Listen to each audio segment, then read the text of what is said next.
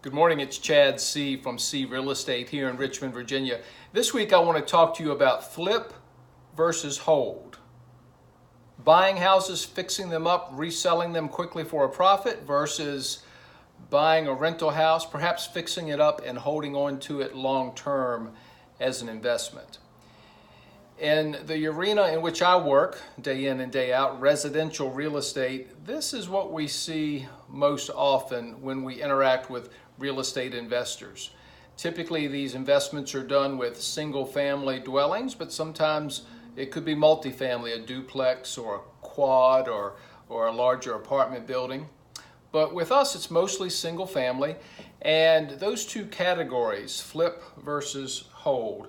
Some would say flipping properties doesn't fall into the realm of investment. Others would say it certainly is an investment. For those who say it's not an investment, they would say, well, it's more of a business model that creates revenue, whereas the rental is more of a long-term play, they would say.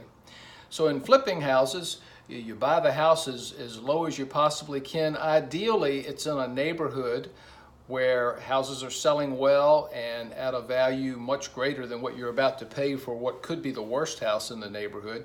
You invest in it, you fix it, you paint it, you put new flooring, you just make it new again to the best of your ability. You put it back on the market and you sell it for a profit.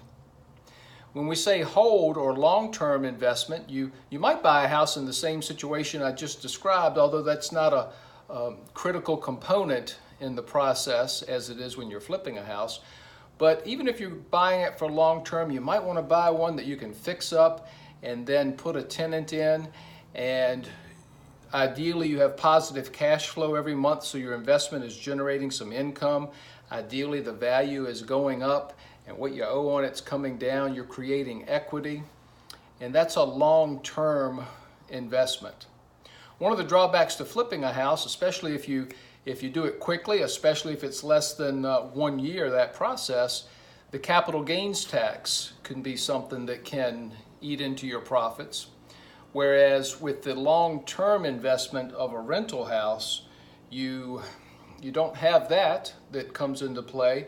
You do have some tax benefits as that house is depreciated over time. You're, again, creating equity, and some investors at some point in time will even refinance that rental house, take some cash out, tax-free, reinvest it in other real estate or use it for a vacation or anything else that they may want to enjoy. So we could go on for a long time about flips versus long-term investments. The benefit with the flip, obviously, is cash quickly. You can have some significant income by structuring a business model that flips houses on a regular basis. Long term, there's some tremendous benefits to buy and hold, to buying a rental house and just hanging on to it.